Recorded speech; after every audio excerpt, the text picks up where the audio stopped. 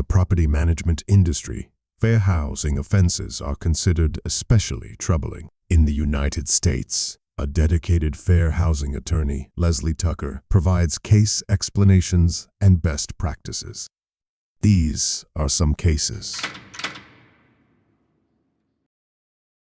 Hello, everyone, and welcome to the Fair Housing Insiders Case Files, episode 25, with Leslie Tucker, the principal of Williams, Edelstein, and Tucker. I'm your host, Jonathan Sarr. So something new for our audience today, a case where the defendant wins. Leslie, can you share how a fair housing center lost not only its case, but its subsequent appeals as well? Sure. Yeah, and this is kind of new for us because typically we talk about cases where, the landlord allegedly screws up and then they get hit with huge fines. But this case is different. Let's be refreshing here. So in this case, the plaintiff, the entity who brought the claim, is a fair housing advocacy and enforcement group. And all states have these. Most big cities have these. And they kind of do the stuff that HUD does, is they look into violations, they can file claims on behalf of tenants and things like that. So they were reviewing online housing ads on Craigslist when they came across a rental ad for a condo that included the statement, "Sorry, no kids or pets." So they, immediately this set off red flags for them. They went online and looked into this particular condominium's bylaws and found that, yes, indeed, they did restrict residency by children. Only adult children of condo owners were permitted to live there. Notably, these bylaws were recorded a long time ago, back in 1986, and familial status wasn't even added to the Fair Housing Act as a protected category until 2 years later, 1988. However, clearly these bylaws weren't updated, they weren't amended to respond to, this change in law. So the Fair Housing Group filed a fair housing complaint against the condominium and the owner in the condominium association, alleging familial status discrimination. After HUD investigated those allegations, it did find that they, had cause to believe that a violation occurred. So the case was moved to federal court after this, and the lawsuit process went forward. During that process, the housing provider, in this case, they changed their ad online to remove any language about children. The condominium association changed those rules, the bylaws, to remove any restrictions on children. So they kind of took those proactive steps. And those, could certainly work in their favor in this lawsuit. But I think the most significant factor that worked in their favor was the fact that not a single person responded to that ad online, even after it was corrected. So because of this, the Fair Housing Group really wasn't able to identify anyone who was harmed, was negatively affected by the ad. So, was the ad improper? Yes, absolutely. You can't restrict children from this type of property.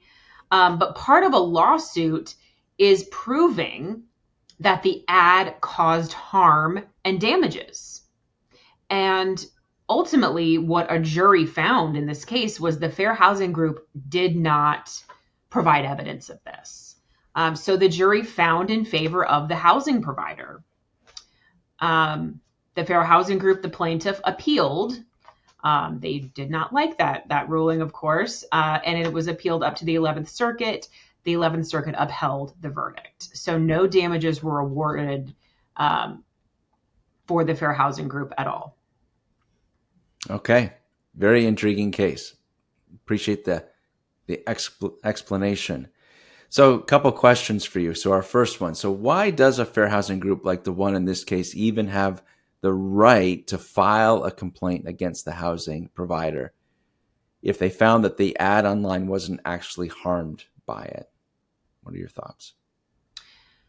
So it's been established by the U.S. Supreme Court that these agencies have a right to initiate a legal action against a housing provider, even if it had no intention of applying for housing and weren't, harmed in the traditional sense. The argument is essentially that these groups incur expenses in investigating these potential violations. They have to divert resources from their other activities in order to, do these investigations and look into things.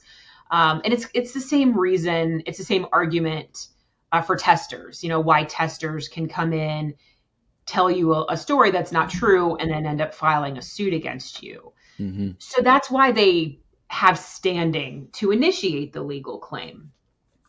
But in this case in particular, the jury found that the Fair Housing Group did not provide sufficient or credible evidence of the costs that it incurred in identifying the ad and in looking into it. They just didn't buy the fact that they incurred tens of thousands of dollars in expenses by looking a couple things up online. So that's ultimately why they did not prevail. Okay. Very good. Thank you. So what was the condo owner's biggest misstep in this situation? So obviously there's kind of no dispute that the ad was problematic on its face. It was discovered during the investigation that the condo owner's daughter actually posted the rental ad online. I guess as a favor, trying to help out. And obviously the daughter was not aware of fair housing laws. So I think that was the biggest misstep. Whether you're a management company or a homeowner who rents out, some single family homes, whatever the situation may be, it's so important that you have your ads either created or at least reviewed by someone who's knowledgeable about fair housing laws to make sure that you are in compliance with any advertising and marketing requirements. All right, very good.